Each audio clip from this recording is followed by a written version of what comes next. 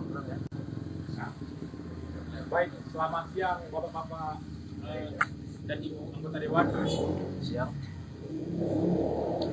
Kemarin kan ada pernyataan Pak PJ Bupati menanggapi pernyataan Pak Ikrar saat menerima para pengunjuk rasa yang berunjuk rasa beberapa hari yang lalu. Ya. Pada saat itu Pak Ikrar mengatakan terkait dugaan penerimaan fee proyek, dan kemudian ditanggapi oleh Pak PJ Bupati dengan mengatakan yang pada intinya akan melaporkan Pak Ikrar dan juga beberapa oknum anggota DPRD yang katanya Pak PJ Bupati mempunyai bukti beberapa oknum anggota DPRD itu meminta dan mengurus proyek.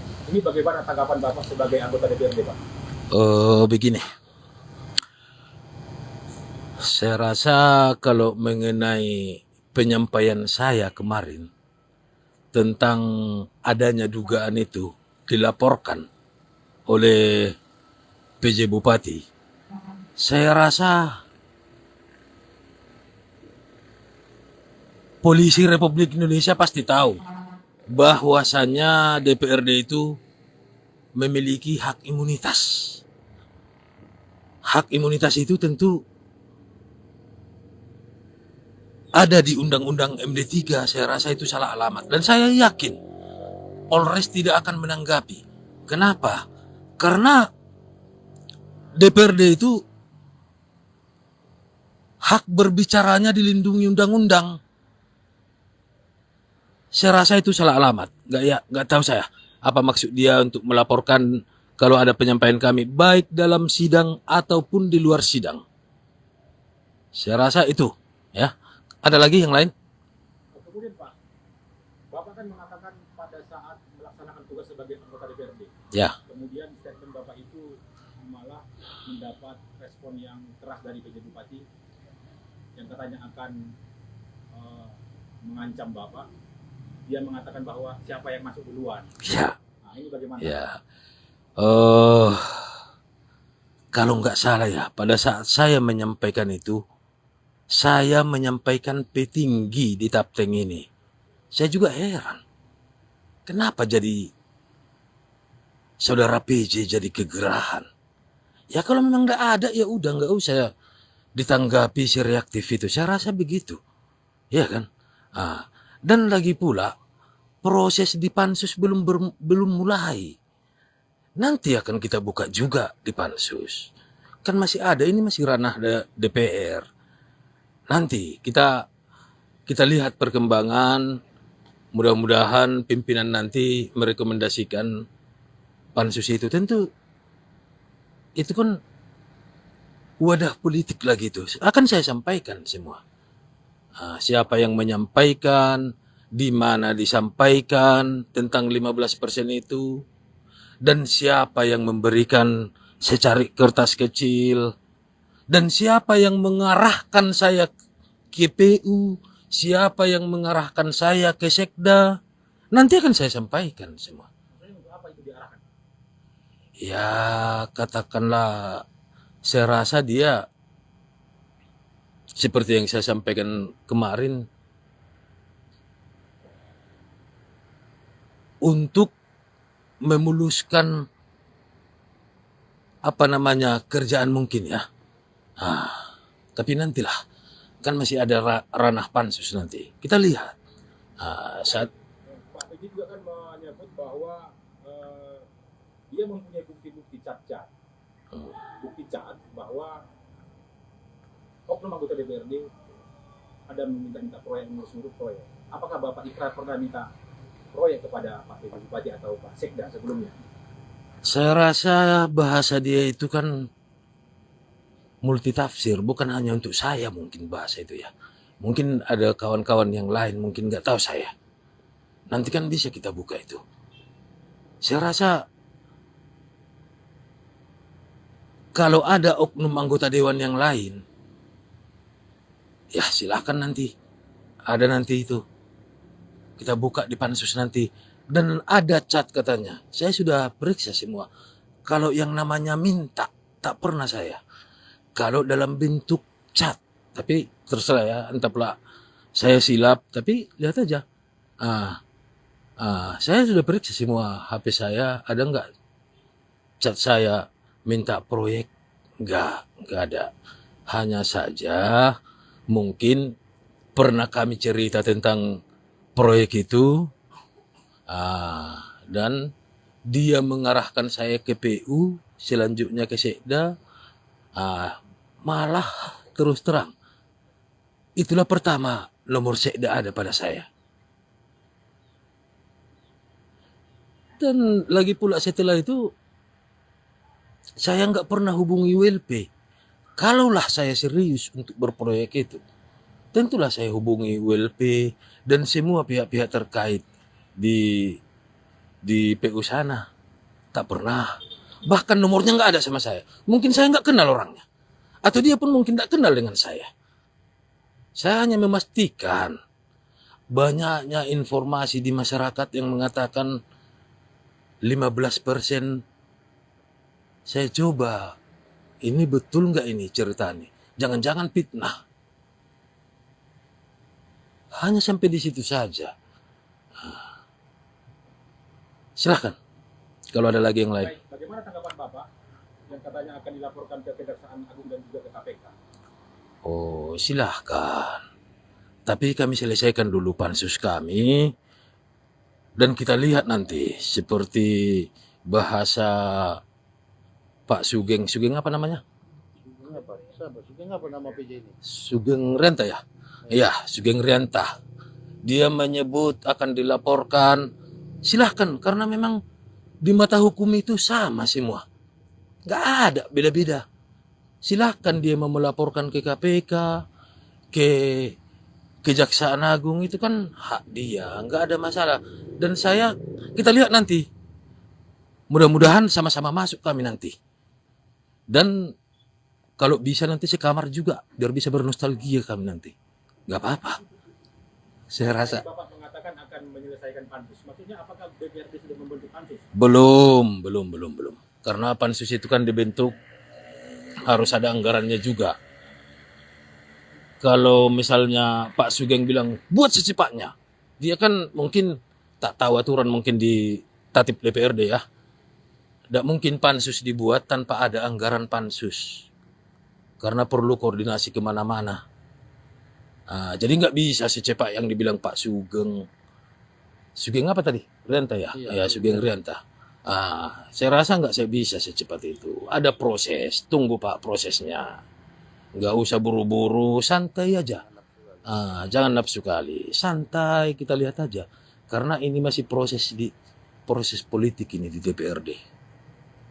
Silahkan kalau ada. Membentuk pansus ini, apakah memang DPRD akan membentuk pansus untuk menyelidiki dugaan di proyek yang 15% ini? Saya rasa kalau hal ini tanya aja pimpinan kita. Saya pun bukan kapasitas saya menanya jadi apa nggak jadi. Bagaimana nanti silahkan dihubungi ketua ataupun perlu nanti rapat dengan seluruh anggota DPRD.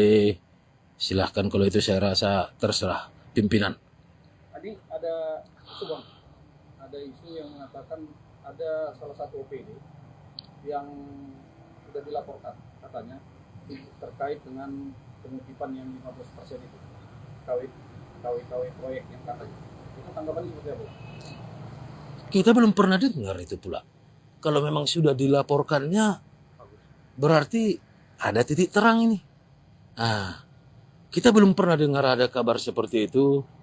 Tapi mudah-mudahan itu bagian dari itikat baik dari PJ Bupati di Tapteng ini. Sehingga seperti yang kita sampaikan kemarin, kita akan buka secara terang benderang. Dan saudara PJ pada saat itu juga menyebutkan bahwa sama semangat kita untuk membongkar korupsi ini, katanya. Kita lihat apa sesuai ucapan dengan perbuatan, kita lihat aja nanti. Ya, silakan yang lain. Bapak yang ada yang bisa ditambahkan, Pak?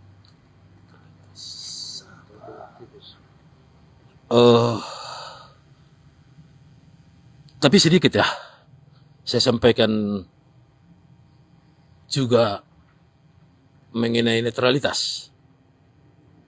Ya. atau lain berita aja kita buat gimana? Saya melihat ini pun perlu juga kita bicarakan ini. Karena sudah banyak korban kepala lingkungan masyarakat dan aparatur sipil negara yang mendapat sanksi gara-gara netralitas. Kita pun akan kupas juga tentang netralitas ini. Baik, kita melihat Pak, ada postingan di media sosial.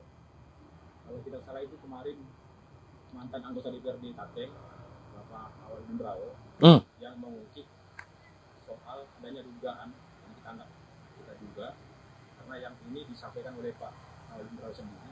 Katanya ada keterlibatan Pak PJ Bupati untuk, kita sebut saja, cawe-cawe untuk calon-calon bupati Tapanuli Tengah ini. Apakah Bapak pernah mendengar itu juga atau Bapak bisa menanggapinya, Pak? Begini,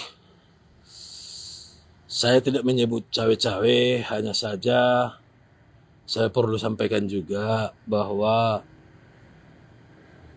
saudara PJ pernah membahas tentang pilkada Kapten,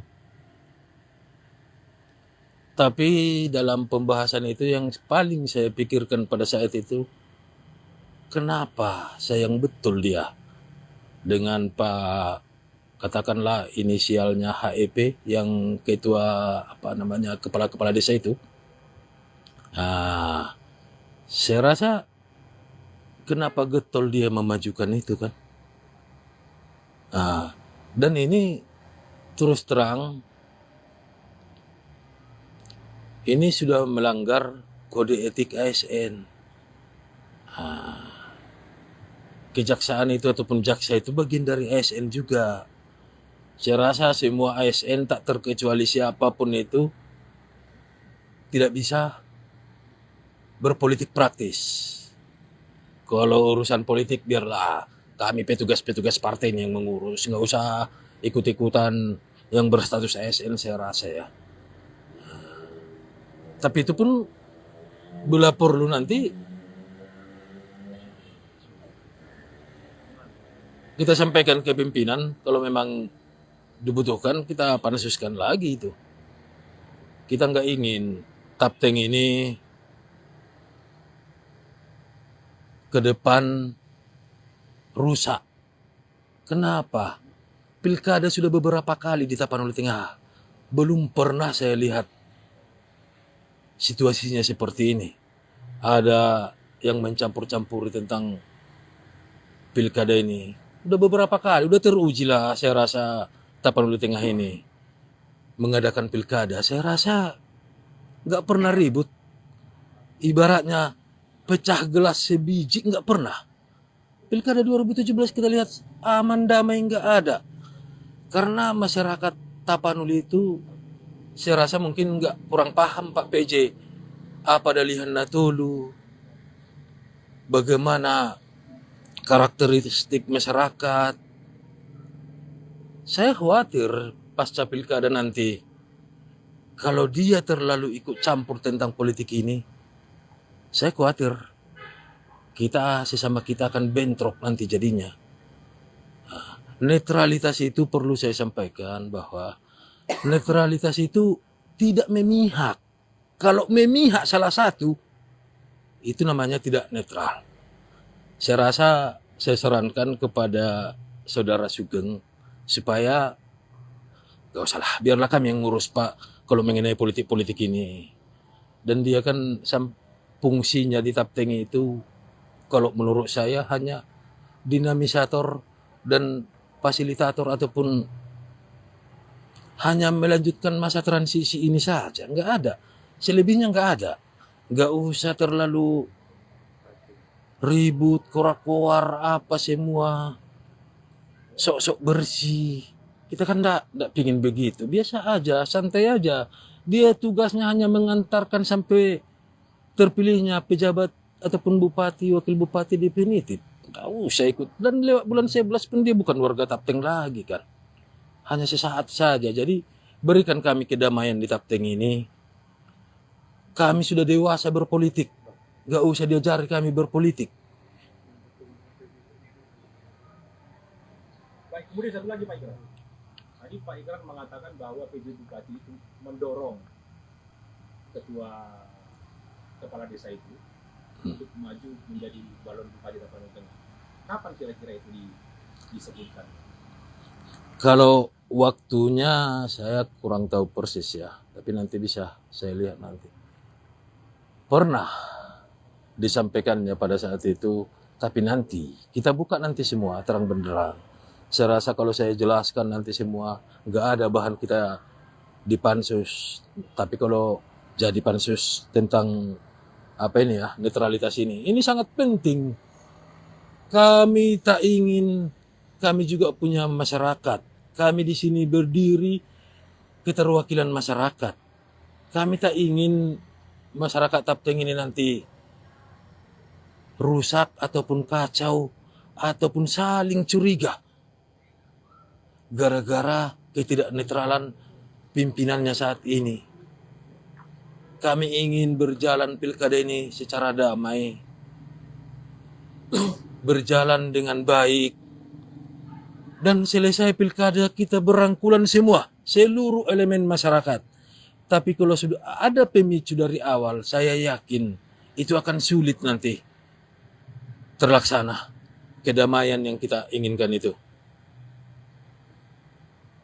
Oke Pak, terima kasih. Kalau ada yang masih ditambahkan Pak? Silakan kawan-kawan kalau ada yang mau menambahkan.